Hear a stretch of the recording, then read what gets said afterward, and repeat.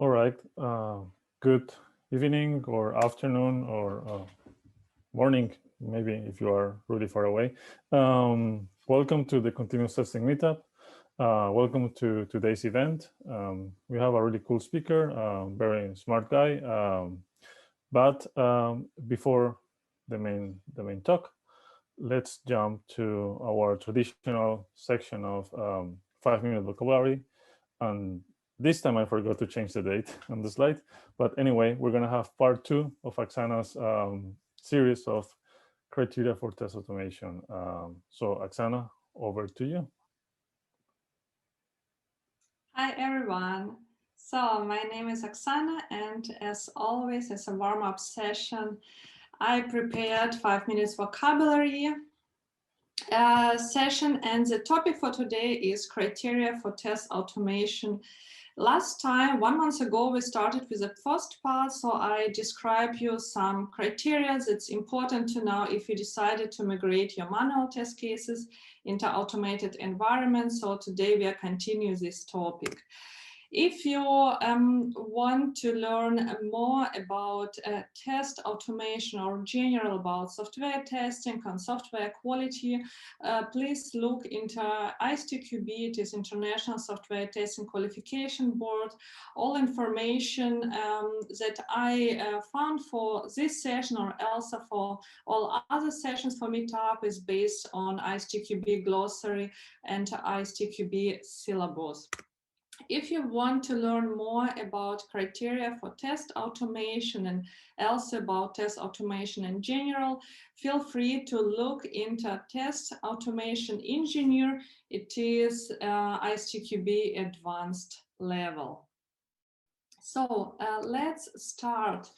Just let's go briefly to the topics, to the points that we discussed last time. So criteria for test automation if you decided to migrate your manual test cases into automated environment. So we discussed last time that it's important to pay attention on frequency of use. So tests that are run more frequently are good candidates for automation, like for example, smoke test. The next criteria for test automation is complexity to automate. So you have a good candidates for test automation. It's just like tests that having complex or large number of simple steps or tests which are error prone to execute. But you also have a bad candidates for test automation, like tests that are required a very complex test automation solution or test scripts that are not cost effective or certain type of tests like usability testing. So these types of tests are bad candidates for test automation. The next point from last time, it is compatibility of tool support. If you decide for one or another test automation solution, please pay attention on which support you expect from your provider. It could be paid support or local expertise if you decided to create test automation solution on your own company and not to use a paid solution. Or you can also look into user forums, just select appropriate support that's important for your project and your company. The last 2 points from last time is maturity of test process and suitability of automation for the software development lifecycle stage.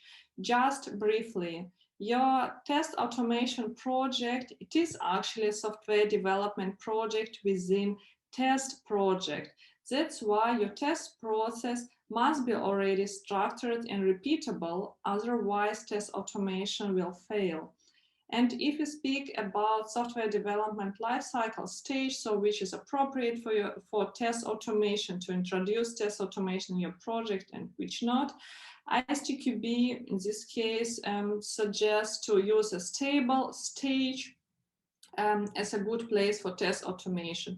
If you start with your automation too early in the software cycle, it could require a lot of rework as software is refactored, and if you will start test automation project at the end of life cycle, so it is not a good candidate because you will not be able to use test automation as much as you want. So it was just a brief points from last time. So let's look into 5 criteria that I prepared for today. The first one, it is controllability of the system under test. But at first, let us look into definition what actually controllability means. So your system under test needs to provide interfaces that can be used to perform actions on the system under test. For example, it could be UI elements or functional calls on communication elements like TCP/IP or USB protocol. And you as a test automation engineer should identify which control and visibility characteristic in the system under test it's important for your project in order to create effective automated tests. Like only one example, if you're going to work on UI automation, so your elements need to have accessible names or automation IDs. Just select, look on which levels are going to use your test automation and select appropriate characteristics that you need.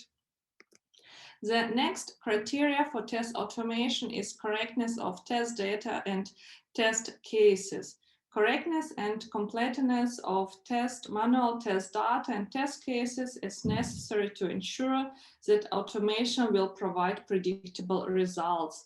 Tests run under automation need explicit data for import, navigation, synchronization, and validation.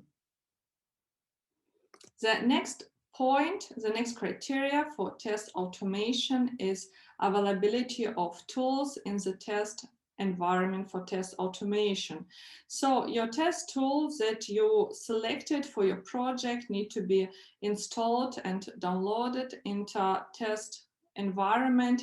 And probably you also need to update the installation, update installation with service packs or with to do release updates, or choose appropriate configuration, including add-ins. Just if you work on your test automation project, don't forget to check this point. The next criteria is scope of the test automation effort. So in order to show early success in automation and gain feedback on technical issues which may impact progress, I would recommend you to start with a pilot project with a limited scope. And in this case, try to select tests that required a little effort to automate but provide a high added value, like start with the automation regression or smoke test or reliability test. So to work on pilot project at first, so before you start a real test automation project, will help you to do a better time estimation, to look which extra technical resources or technical problems you can get in your project, and to do a better schedule for your test automation project. I would recommend you to avoid most technically challenging tests to automate in your pilot project, because in this case you will spend too much effort trying to develop automation with too few results to show. And the last point for today is roles and responsibilities. So for sure, we need people with a strong technical skills, strong programming skills for designing, implementing, and maintaining an automated test environment, and also with expertise in software development for maintainable software. But in order to create a successful test automation project, we also need people with a domain expertise, for example, business analysts that develop an appropriate test scripts and test data, and also review reports to confirm application functionality. So ISTQB suggests that developers and test automation engineers focus on developing of test automation framework, and test case implementation will be done by testers. So today and last month, we looked into criteria for successful test automation if you decide to migrate your manual test cases into automated environment. I hope you learned at least one point that was interesting for you and you enjoyed this session, and see you next time. Bye-bye.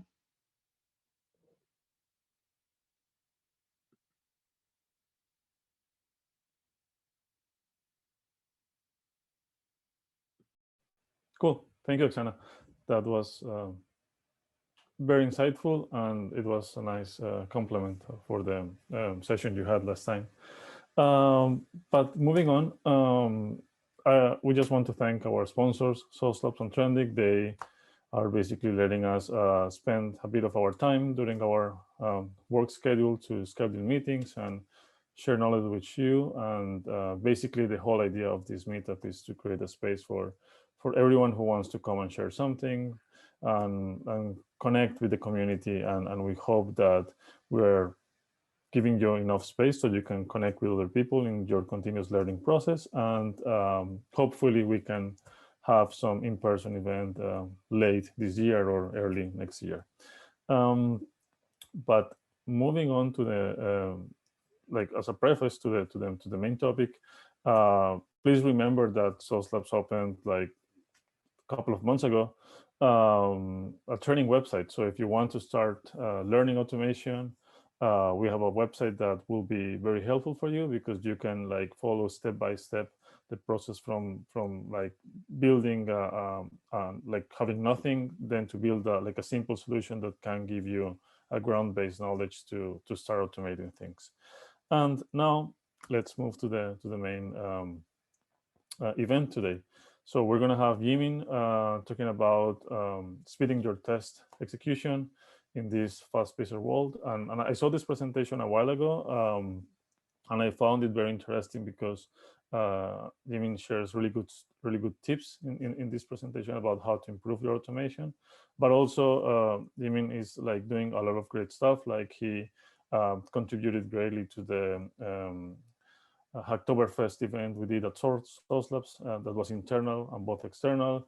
Like he helped us to put in shape again one of the Sauce Labs API bindings that we use in Java for customers.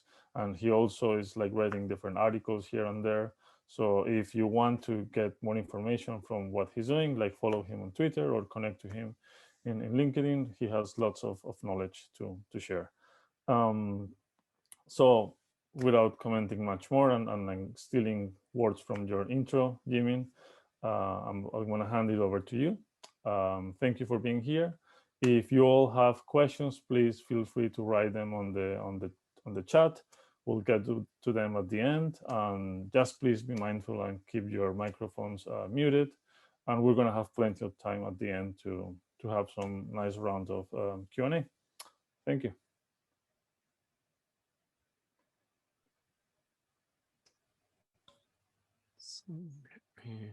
So sharing my screen.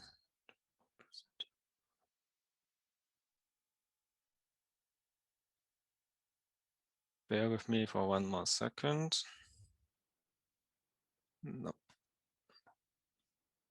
All right. That should be all of it. Good to go, right? Good to go. Yep, thanks. Yeah, thank you, Diego. Thanks for the invite to speak here. And because of your intro, I'm now more nervous than I was before. No pressure, right? Yeah, so as you can see here on the screen, the topic today is how to speed up the test execution. And in general, I will share a couple of tips I have when I researched the topic. And as Diego said, I did this talk a couple of months ago during an online event, which usually is in person. Even though the slides are in Source Labs branded, don't worry, this is not going to be a sales presentation. Right, so maybe let's also start a bit about who I am. Yeah, so my name, Yimin. I'm a solution engineer, that's my role. I'm working at Source Labs, if that wasn't obvious yet. I've been in the IT industry for a couple of years in different roles, software engineer, QA, IT consultancy, and well, now as a solution engineer. And yes, I usually dress like that, as in the picture. Right, so maybe let's start by talking about why. So the reason why are we talking about this, or why am I here and talking about speed? So what is the need for that? And for that, we need to first take a look at this beautiful picture, which I believe everyone here in this audience has seen a lot of times, maybe 100,000 of times. So I won't even talk too much about it, but what I want to point out here, especially is when we look at this DevOps lifecycle, what we notice is that testing is in a couple of places.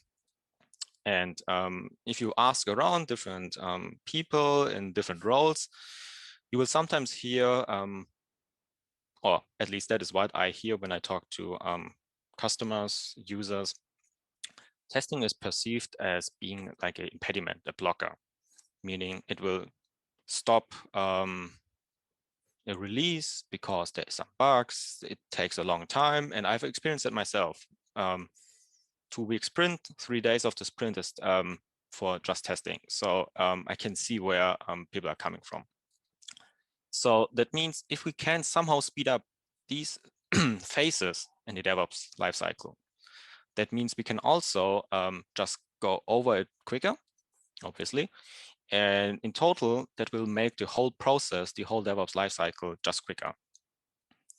And more specifically, that means you as a QA engineer, you will get a faster feedback. You will get a faster feedback about the quality and the state of your app. And most important, when you do testing, you will get the result back if your test is, or if the expectation you have for your app, for your website, whatever you are testing is exactly what you believe it is. But there's also something in for the developers. Developers also write tests, and if you are like a full stack developer, maybe you're also involved in, well, of course, writing not only unit tests, but also different kinds of tests, end-to-end tests, integration tests, regression tests, and so on and so forth.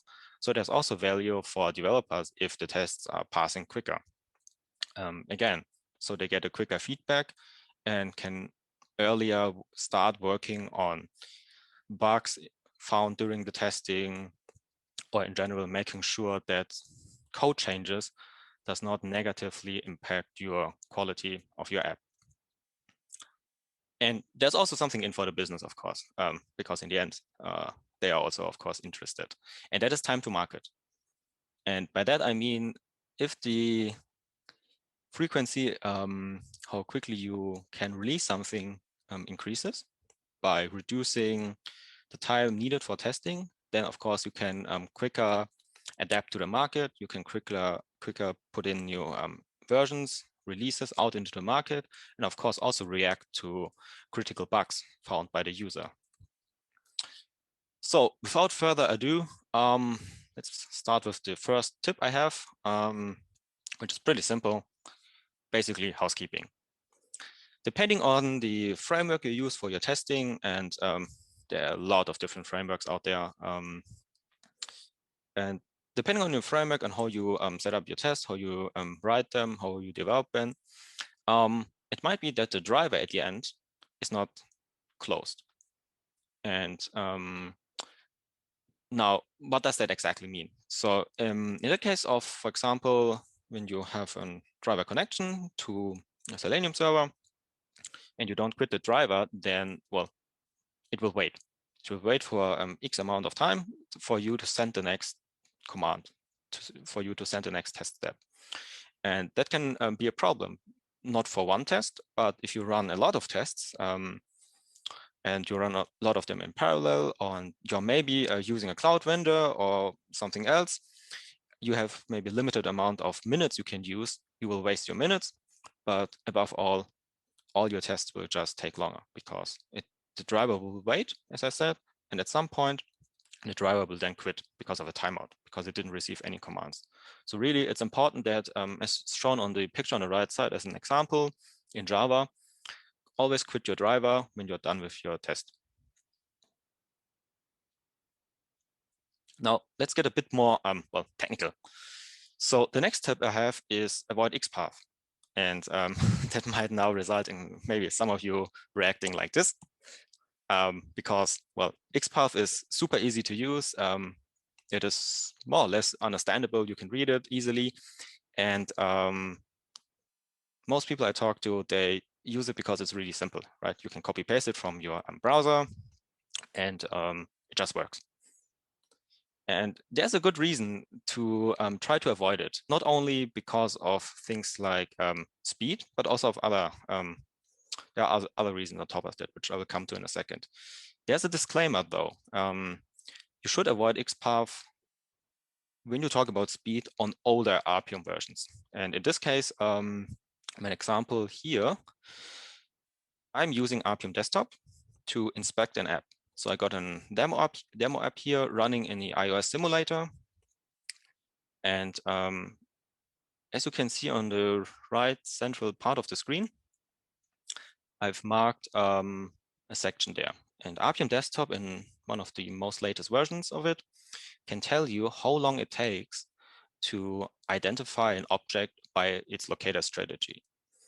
The locator strategy can be used to find an element of an app. In this case, there are various locator strategies. One of them is XPath. There are other ones as well, like accessibility ID. And accessibility ID is going to be the other important one I will talk about. But when we take a closer look, we will notice XPath takes 744 milliseconds, which is of course not much in the grand scheme of things. But it is if you run a lot of tests, a lot of times, and it just stacks up. Compared to accessibility ID, which is on the second row, it's only 350 milliseconds, so half of that time. Just remember that for a second. XPath takes roughly twice as long. So I mentioned something about XPath also should be avoided, not when only talking about time, but also in terms of stability or flaky tests. So what do I exactly mean by that? Again, we have this demo app here, and I've highlighted the add to cart under the backpack. So it's hard to read maybe on the screen, so let's make it bigger. This is the XPath for the add to cart button underneath the backpack. Pay attention to the last number in the square brackets, number 1. It's the first button on the screen, so to say, and therefore it has the number 1. All good. Now, when we look at the second one, the second add to cart button, which is for that bike light next to it, we will see it is has a number 2, which is logical, I guess. I mean, next to number 1, so it makes sense that this is number 2 in the hierarchy of elements we have. Now, I have clicked on the add to cart for the backpack, and as we can see here, when we take a closer look on the right side in the red rectangle, we will see the XPath of it has changed. It has adapted to our changes. So it's not longer number 1, it looks different. So if I were now to want to click on this button again, I couldn't use the same XPath as previously. I would have to check for this one specifically. And so there's let's say a mismatch. And why mismatch? Because when I now click on add to cart, and remember, just earlier, that was number 2, right? Because it was a second button in that view. So when we take a look at that, we will notice it is now number 1. And the reason for that is because the remove button, well, or the previous number 1 button changed to remove.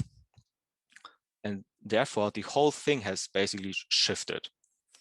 And meaning now the bike light, or the button for the bike light, is now the first element in that hierarchy. So if you're now a tester, you check the first element and you're like, okay, cool. Then that means number 2 is the bike light, number 3 is obviously the t-shirt, and so on and so forth. So when I go back here, there's a t-shirt, right? And there's the pullover.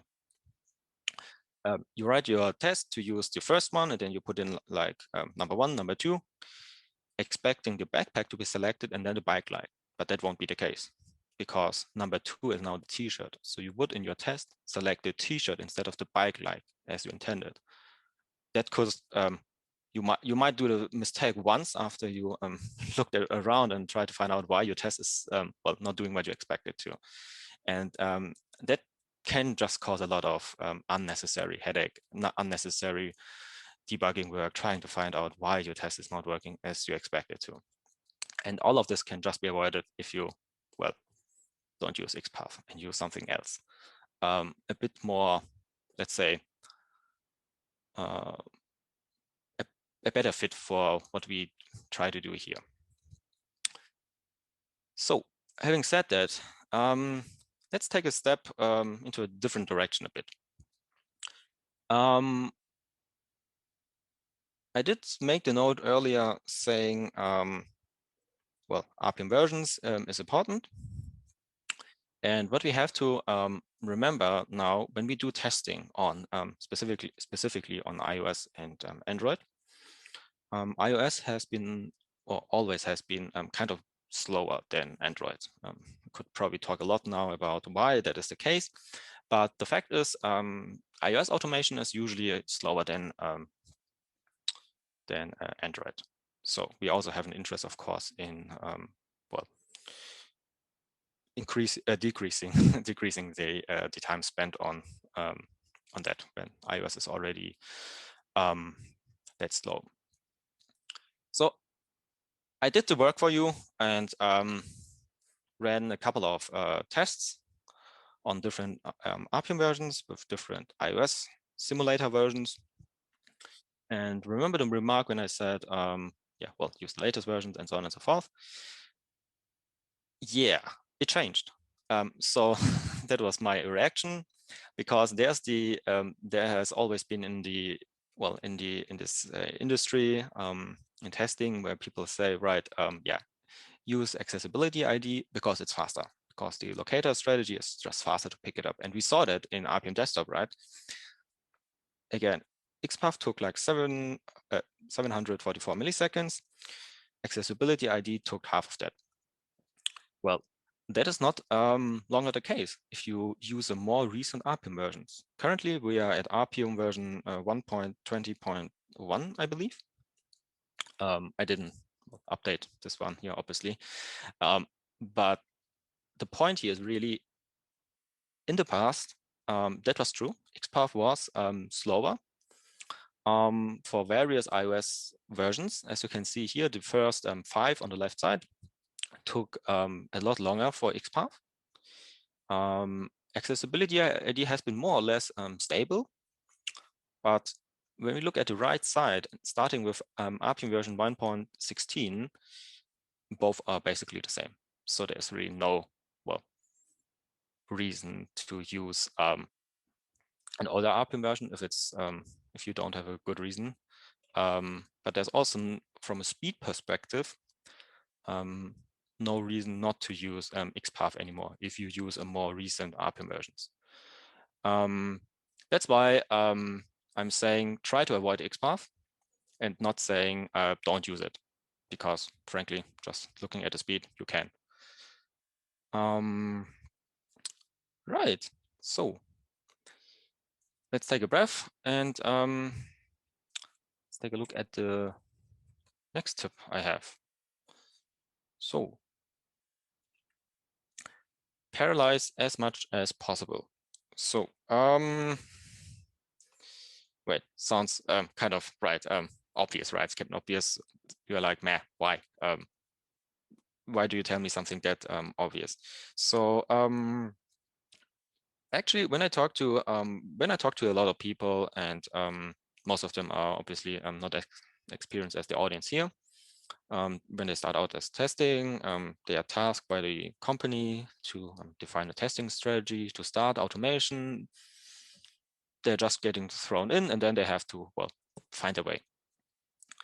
And an important thing to notice about parallelization, and if you just talk about it, it might not make sense immediately. So what I did when I also researched this whole topic here is I made some notes about the RPM tests or the iOS tests I ran. So let's unpack this table we have here. On the first column, the number of configurations I had was 10. That means, and the configuration is the RPM version and the iOS version. So I had 10 different of them. I had basically 2 tests. One test is using XPath exclusively, and the other test is using accessibility IDs. And then that basic math, it equals 20 executions in total we have. And I just took the average test time it takes for well, running all 20 tests, which came out as 2 minutes and 18 seconds.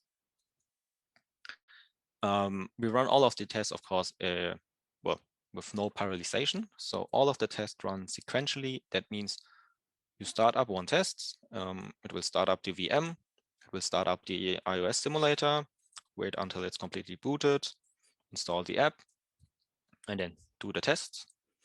And at some point then, yeah, finish with the test, kill the simulator, then kill the VM, and yeah, that is one test. And then it will do the same thing 19 more times. In the end, that comes down to 46 minutes. Well, this is like, yeah, no, I really don't have the time to wait 46 minutes or maybe more than that, depending on the amount of tests and so on you have for my test to finish. That's just not feasible, and that's not viable as a business. And it would, well, annoy the hell out of me. I mean, on the plus side, of course, you could take that time to go to lunch, drink coffee with your colleagues in a non-COVID world, and well, maybe do other things. But yeah. So now when we take a look at it from the parallelization standpoint again, same configuration, 10 configs, 2 tests, 20 executions, average test time, 2 minutes and 18 seconds, and we run all 20 tests of them at the same time. That takes then, yeah, well, 2 minutes and 18 seconds, which I think we can say, well, yeah, it's okay. It's not bad. It's acceptable, right? For those of you who have played close attention now, the 2 minutes and 18 seconds obviously is, well, like constructed, calculated, because in a real world, that wouldn't be necessarily the case. And there's a good reason for that. So when we take a look at this here, this is one of the test reports shown on Sauce Labs, how it looks like when you run 20 tests at the same time. On the red rectangle there, we will see how long each test took. So you see it varies really from, well, a bit more than a minute to maybe almost 4 minutes. And the whole duration, so what you see where the arrow is pointing, it's almost 4 minutes.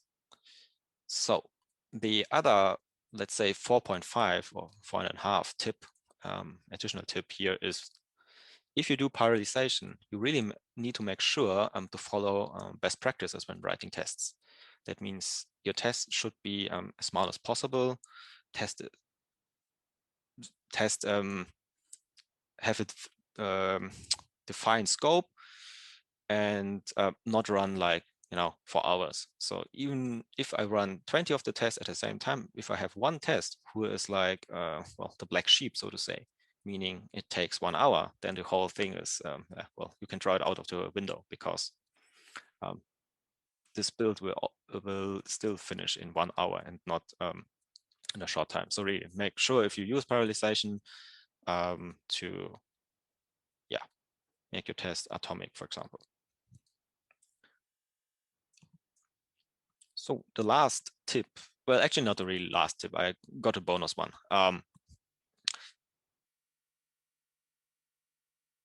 Every Selenium or RPM command you use, or you send over the internet, so basically every line of your test script from your test case is basically a web request.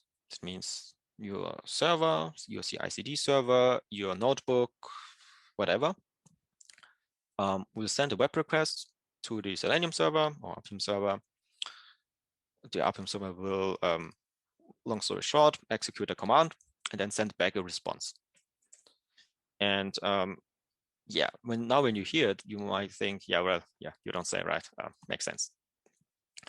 What you maybe don't realize now is, and that is not necessarily your fault or anyone's fault. If you use a framework, if you use code examples, things like that, it might be that the creator had the best intentions. The people who wrote the framework had the best intentions in mind, because they wanted to make sure that when you do a test, your test step is really verifying that an element, a button, or whatever is really existing, and only then will it maybe click on it. So that will result in things like what you see on the right side. You will always try to find the element first. The server will send back the response to you and saying, yes, the element is there. Good job. And then you have like maybe an if conditional where it says if the element is existing based on what the server just told you, then you will click on a button, or you will put in some text into a text field. And when you now have the command like sending amount of text or clicking on a button, it will automatically also do the same check again. It will try to find the element, obviously, otherwise it won't know where to send the text to, where to click on. So you basically double the amount of commands sent in the background. And that also will result in, well, longer test execution, because every web request requires a response back and forth. And in this example, it is just 36 events. But this is a rather simple test I did to demonstrate the difference between accessibility ID and XPath. And a test usually can also have up to, if it's an end-to-end test, 800 commands sent back and forth, and sometimes even more, which then we can also, of course, discuss about best practices and so on and so forth, about running tests for hours. But you see, it will exponentially grow, and make everything just slower, and you will get frustrated. So really try to avoid these type of things when next time you write your test, that you don't check for everything, if it's existing or not, and instead really just send the command to tap on a button, send the text, whatever. If that one fails, you will already know, you will see the exception that it's failing. You don't need to check it beforehand. It's just redundant. Obviously, that only applies if you use a cloud vendor, because if you use it in an internal grid, doesn't make a big difference here. So now I talked about a lot about speed, and also about XPath being flaky. And I want to come back to that for a second, because I think that's also really important, that we do not just talk about this topic in terms of speed, because there's also a really good reason to at least consider using accessibility IDs. One reason is a functional one, because if you use accessibility IDs, you might be able to reuse them for iOS and Android. Usually that's not the case, because both have their own locator strategies. They look totally different for various reasons, but Accessibility ID makes it possible to have tests, one single set of tests running on both platforms, which is great, of course, less maintenance for you. But the other point here is with Accessibility ID, you make your app more inclusive. Simple as that. So you should always try to make it one of your priorities to add descriptions, titles to your app, to your web page, so that people with impairments can still figure out what your app is doing, what your website is trying to show you. And so there's really also not just from a poor functional and from a poor speed perspective, a good reason to also make use of Accessibility IDs, even though they are exactly the same in terms of speed to XPath. So yeah, that also brings me to the end of the presentation. Having said that, yeah, thanks a lot. Thanks for your attention. And I think we can now go to the questions part. If anyone has any questions, wants to discuss something, wants to tell me that I'm totally wrong, feel free. Happy to have the discussion. Cool. Thank you, Jimmy. Yeah.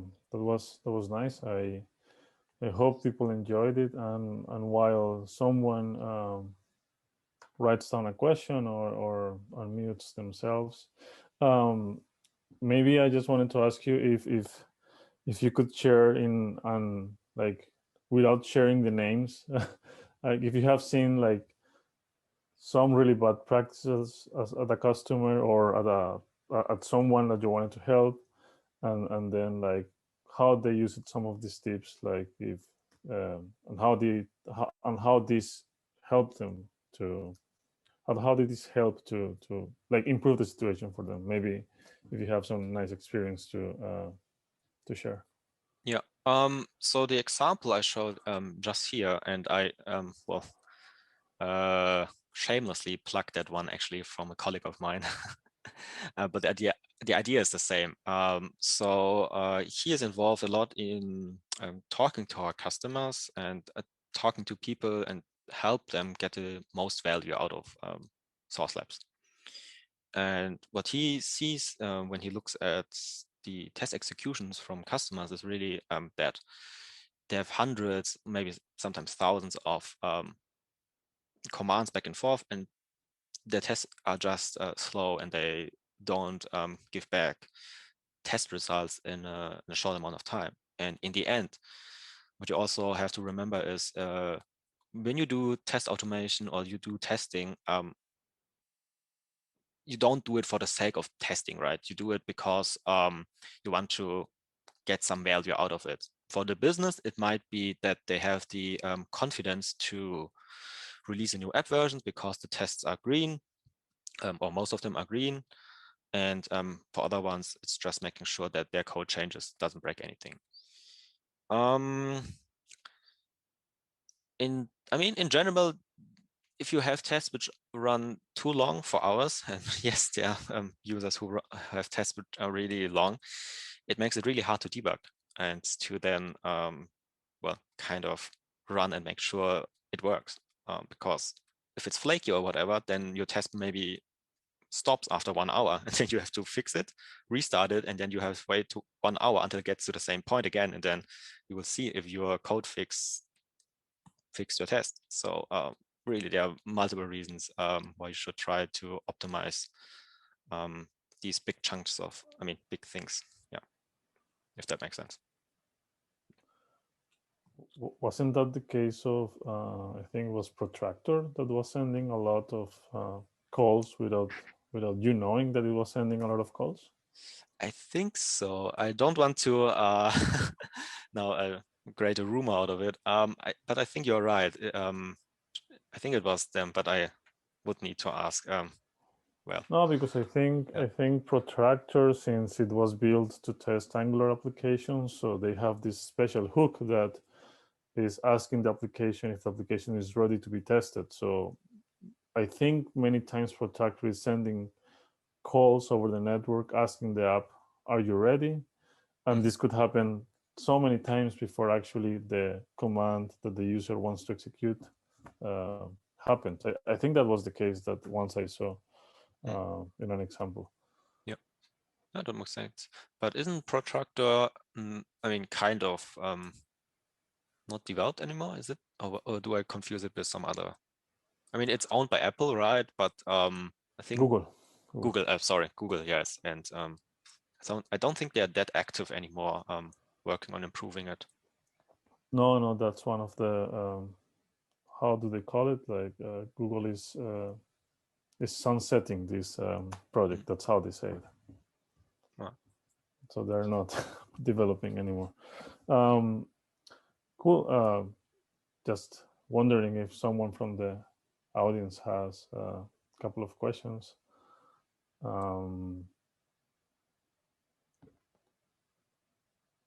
There's a comment from Lawrence. If you want to share that, feel free to comment. It doesn't need to be a question. You could always like contribute something to the conversation. Oh yeah, just talk about Protractor. That I've used Protractor, but I actually used it for a non-Angular website. But I really enjoy using the tools around Protractor, especially the locators and the debugging tools. But yeah, it's a bit of a shame that it's been sunsetted. Yeah, that's right. Yeah, I think that was one of the first frameworks I used it when I wanted to try JavaScript based frameworks, and it was quite easy to get started, but yeah, it's not being developed anymore. So there is a question in the chat from B. Shara. Hopefully I pronounce it correctly. Yeah, just you're reading right. it out. Is there a best practice for a level of concurrent execution or even a limit, for example, by a Selenium hub or a client framework like WebDriver.io? Well, I mean, in my case, I try to run as many parallelizations as possible.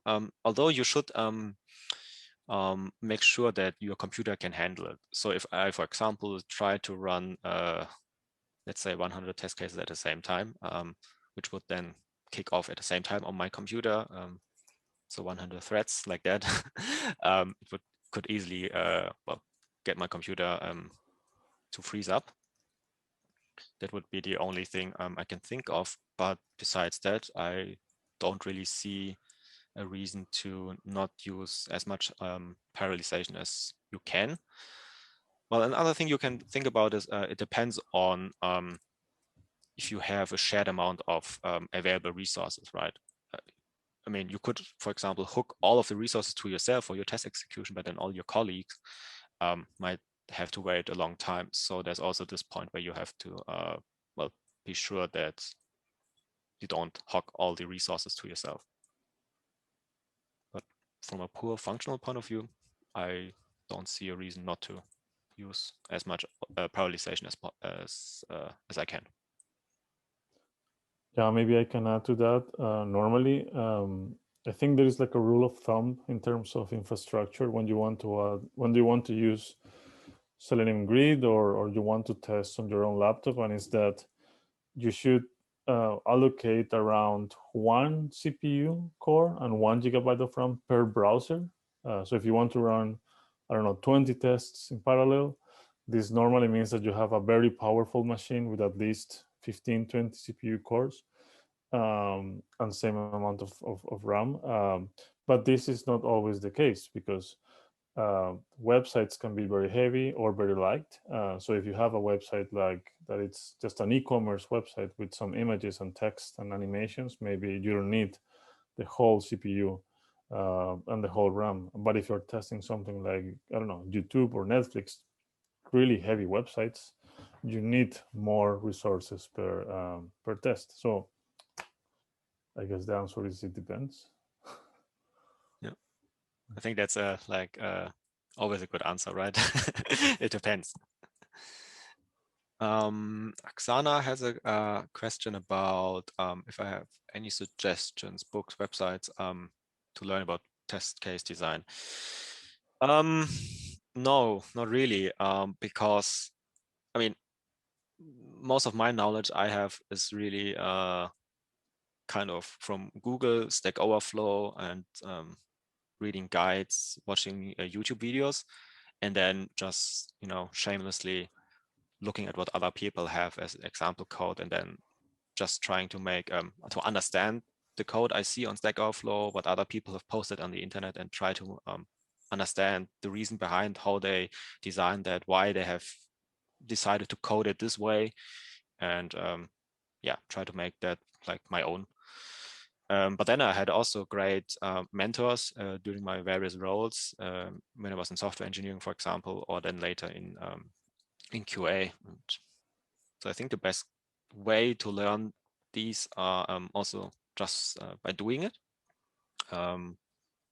But that also requires like some kind of fundamental knowledge, which I also got mainly from my studying in university. So a mix of both, I guess.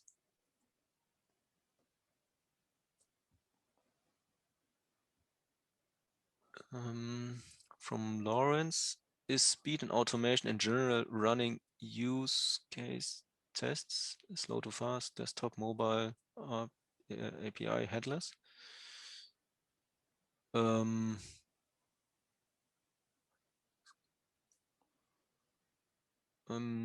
not that 100% sure I understand.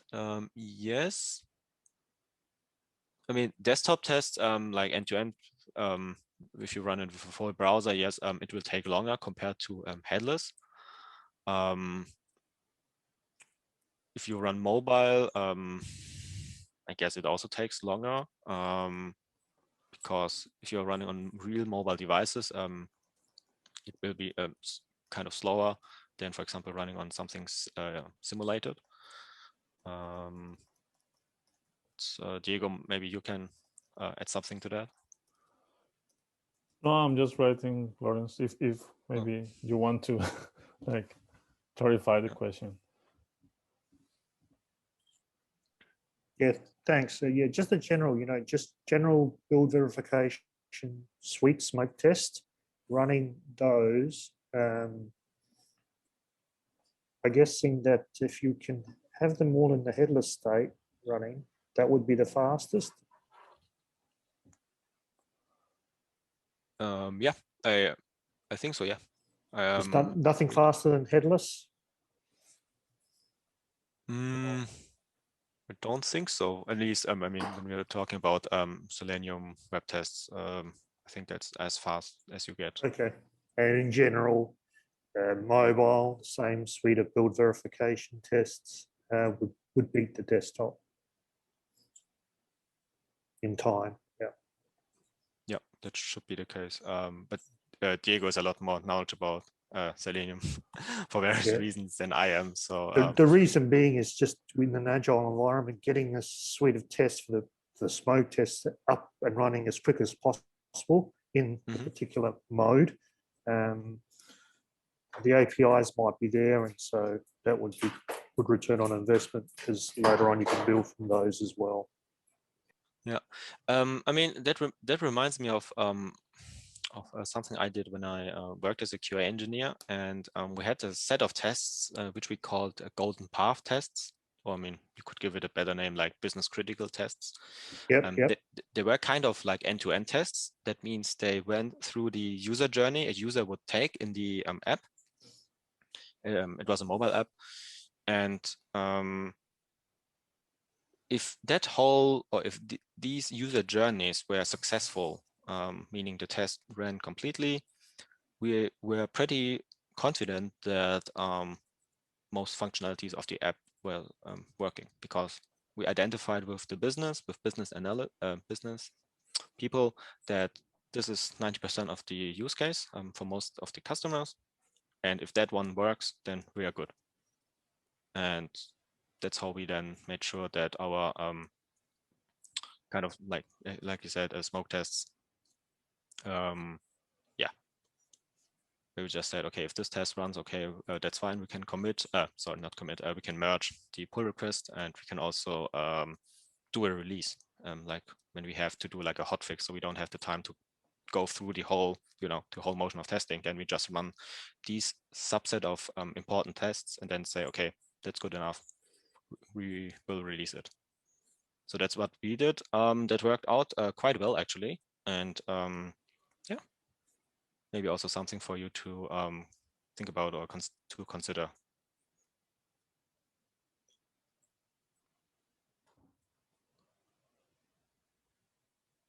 Yep, totally agree. Definitely, yeah. Yeah, I mean, when I had also the chance to work like for a couple of years as an automation, and that was what we were doing usually. Full suite of tests. We were never running like very often. We were just like running the essential things, and when we actually had to do a merge request or a pull request or before a release, we were actually doing the full suite execution. But for hot fixes, that was the way to go. Like just run the test cases that guarantee that if something is broken, you're not going to get fired, basically. Yep. That was the whole concept. Yeah. Yeah.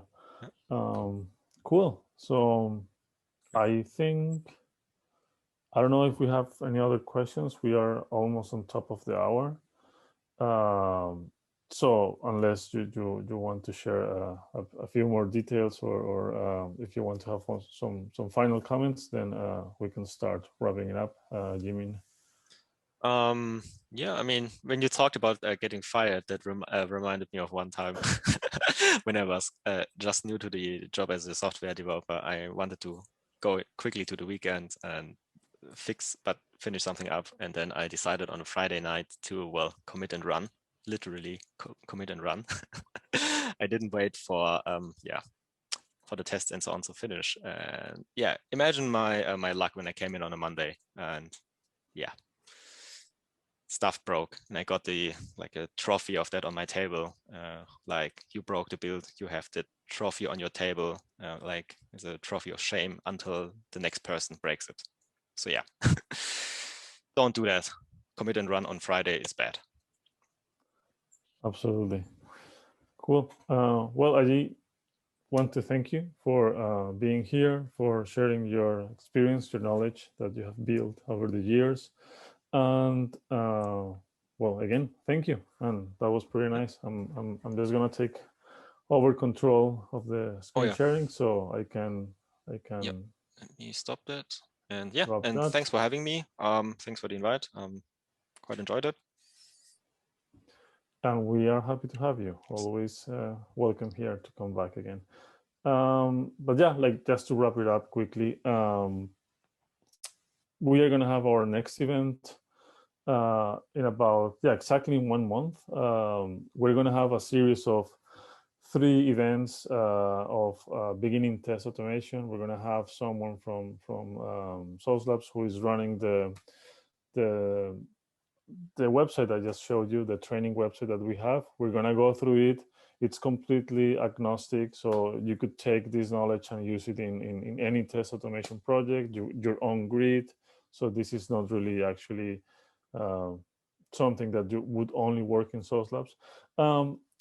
So yeah, please have a look. I know that most of the events already have a waiting list, but just keep an eye, because for some reason sometimes people don't join. And I hope to see you over there in more than 1 month. So some people are asking in the chat if we will have a video recording of the event, and the answer is yes. You can go and check continuoustestingmeetup.com. We usually put all the events there, all the details, and when the recording is ready, you will see it there. It will be like a YouTube link there, so you can just watch it on demand whenever you want. So yeah, with no more comments, really thank you all for being here. Thank you, Oksana. Thank you, Madi. Thank you, Jimmy. And I hope you all have a nice evening or rest of the day, depending on where you are. Bye. See you next month. Thank you. Okay. Bye.